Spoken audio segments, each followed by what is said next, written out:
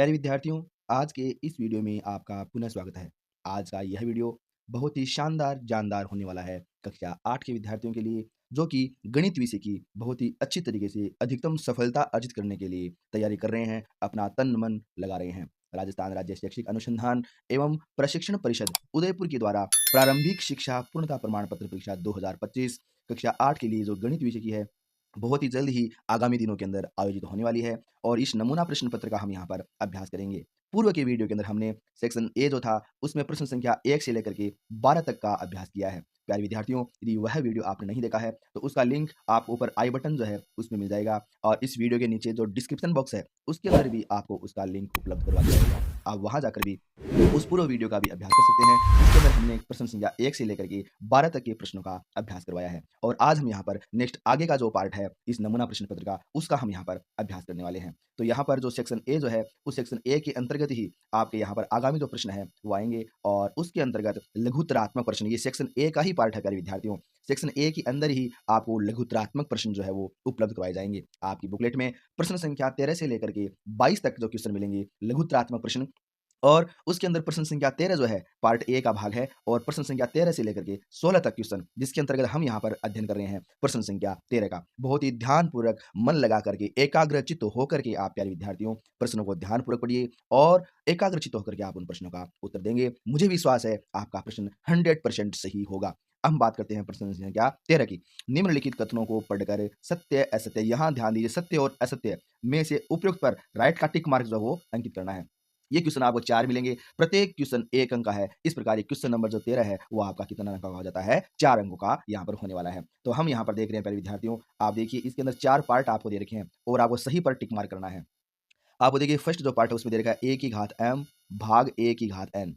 तो यहाँ पर a की घात m और ये भाग, इसका मतलब ये नीचे है और घात इसके ऊपर जाएगी तो चिन्ह किसका हो जाएगा, माइनस का। a की घात m माइनस n, ये होता है इसका राइट आंसर। लेकिन ये तो लिखा है a की घात m प्लस n, इसका मतलब ये असत्य है, सत्य तो है ही नहीं। आप क्या कर दोगे, असत्य पर टिक मार्क कर देंगे। उसके बाद में हम लेते हैं सेकंड जो पार्ट है उसका, ये सेकंड पार्ट है। इसमें 2 की घात माइनस 3 दे रखा है और घात अगर माइनस में होती है तो हम उस घात को क्या करते हैं, प्लस बनाते हैं। इसका मतलब ये घात माइनस में है ऊपर जो देख रहे हैं, तो हम क्या करेंगे, इस घात को नीचे ले जाएंगे। 2 की घात कितनी कर देंगे, 3। नीचे जाते ही घात क्या हो गई, प्लस में हो गई। और 1/2 की घात 3 कितना होता है भाई, 8। 1/8 और यही आपको कह रखा है इसने कि 1/8 है या नहीं, इसका मतलब ये राइट है। तो आप यहाँ पर क्या कर देंगे, राइट सत्य पर टिक मार्क जो है वो करेंगे।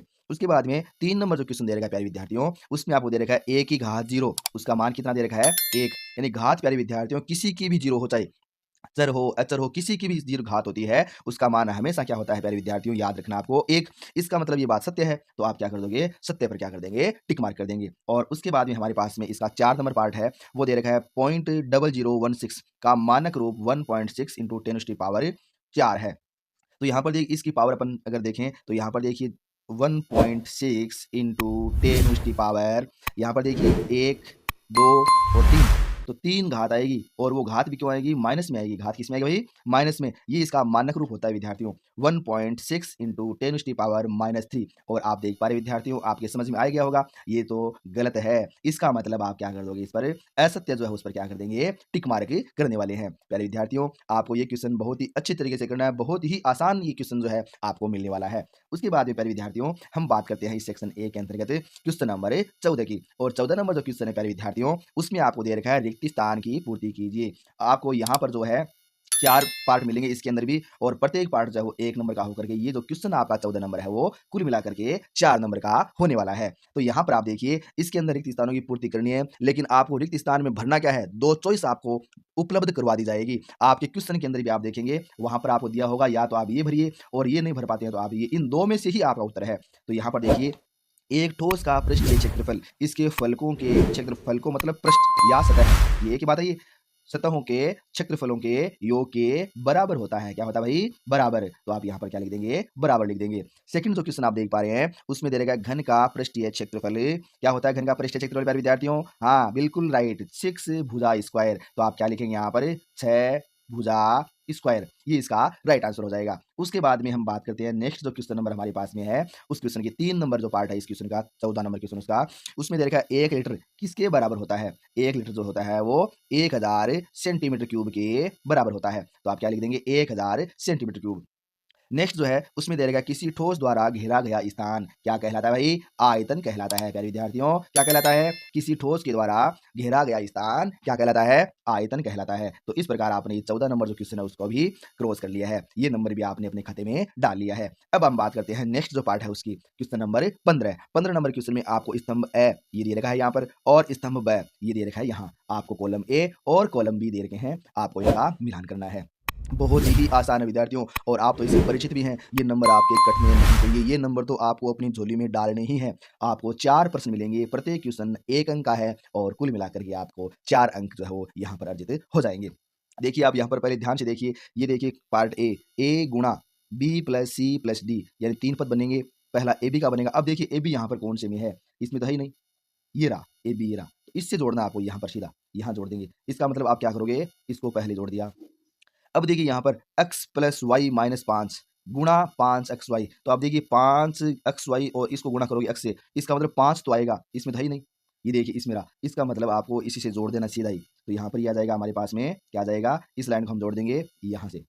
नेक्स्ट है 4p प्लस 1 गुणा 0। जीरो को प्यारे विद्यार्थियों किसी भी संख्या से, चर से, अक्षर से, किससे भी गुणा करो आप, क्या आता है? हमेशा 0 आता है। तो इसका राइट आंसर क्या होगा? ये आप देख पा रहे हैं 0। और फिर तो बच गया, ये तो बच गया ना, ये इसका आंसर होना ही होना है, देख लो। इस प्रकार आप मिलान कर देंगे और जैसे ही आप मिलान करेंगे आपके 4 नंबर पक्के हो गए। अब हम बात करते हैं प्यारे विद्यार्थियों नेक्स्ट जो हमारे पास में क्वेश्चन है उसकी बहुत ही आसान ही क्वेश्चन आपको मिलने वाला है। यहाँ पर आपको एक ग्राफ दिया होगा और उसको ध्यानपूर्वक पढ़ करके आपको चित्र की सहायता से यानी जो ग्राफ दे रहेगा उसी की सहायता से आपको उत्तर लिखने हैं।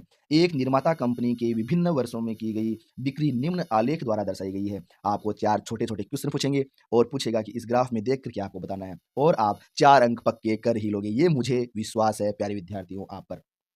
तो अब आप क्या करोगे? आप इस ग्राफ को ध्यानपूर्वक यहाँ पर पढ़ेंगे। आप देख पा रहे हैं यहाँ इस ग्राफ के अंदर ये प्रिंट नहीं है, जो उपलब्ध करवाया गया है उसके अकॉर्डिंग यहाँ पर अपने प्रिंट नहीं दे रखा है। लेकिन ये आप देखिए ये जो है 2012 का है। ये किसका है? 2012। ये है 2013। फिर ये 14 का हो गया, ये 2014 का हो गया, ये 2015 का है और ये किसका है? 2016 का। इस प्रकार आपने यहाँ पर ये डाटाज उपलब्ध करवाए गए हैं। अब इसकी बिक्री देखनी है 2012 में बिक्री कितनी है? तो देखिए 2012 में कितनी बिक्री है? 4 करोड़। ये करोड़ में लिख रहा है ना, ये तो 4 करोड़ बिक्री 2012 में 4 करोड़ की बिक्री है। आप देखना नेक्स्ट जो क्वेश्चन है उसके अंदर देखेंगे अपन, जो डाटाज आप देखोगे उसके अंदर आगे पूछा हुआ है यहाँ पर 2016 क्या लिखा है? 2016 में बिक्री कितनी है? तो हम वहाँ उस ग्राफ के अंदर देखेंगे कि 2016 जो है उसके अंदर बिक्री कितनी है। तो आप देखिए 2016 ये था, 2012, 13, 14, 15 और ये 16। 2016 बिक्री कितनी है? 8 करोड़। तो आप क्या लिख देंगे? 8 करोड़ जो है वो आंसर लिख देंगे। उसके बाद में नेक्स्ट जो हमारे पास में क्वेश्चन है उसमें लिखा है 2012 और 13 की बिक्रियों में अंतर कितना है? तो 12 और 13 की बिक्री अपन देखेंगे वहाँ पर 2012 की बिक्री 2012 की बिक्री 4 करोड़ है और 2013 की बिक्री ये 7 करोड़ दिख रहा है ना, ये 7 करोड़। तो ये 7 करोड़ और ये 4 करोड़, तो इनका अंतर कितना हो गया? 3 करोड़। तो आपका राइट आंसर क्या हो जाएगा? वहाँ पर 3 करोड़ रुपये हो जाएगा। उसके बाद में नेक्स्ट जो हमारे पास में है उसमें दे देगा सबसे अधिक बिक्री किस वर्ष हुई? तो सबसे अधिक जो बिक्री है उसके लिए हम देखेंगे सबसे अधिक बिक्री यानी सबसे ऊंचा ग्राफ किस वर्ष के लिए है? तो आप देखिए 2015 वाला जो है सबसे ऊंचा है। कितनी बिक्री है? 10 करोड़। तो आप लिखना किस वर्ष हुई? तो 2015 के अंदर सबसे अधिक बिक्री हुई 10 करोड़ की बिक्री जो है वो वहाँ पर हुई है। इस प्रकार अपने यहाँ पर प्यारे विद्यार्थियों सेक्शन ए जो था उसका हमने यहाँ पर खत्म किया। आपको यह वीडियो कैसा लगा? यदि आपको यह वीडियो प्यारे विद्यार्थियों अच्छा लगा है तो प्लीज़ एक लाइक ज़रूर करें और कमेंट करके आप बताइए आपको यह वीडियो किस प्रकार का लगा। आप अपने मित्रों को भी, अपने जो यार दोस्त हैं उनको भी यह वीडियो अधिक से अधिक शेयर जरूर करें ताकि वो भी इस वीडियो का अधिकतम लाभ उठा सकें। प्यारे विद्यार्थियों बहुत ही जल्द मैं आपको सेक्शन बी जो है उसका वीडियो भी उपलब्ध कराऊंगा।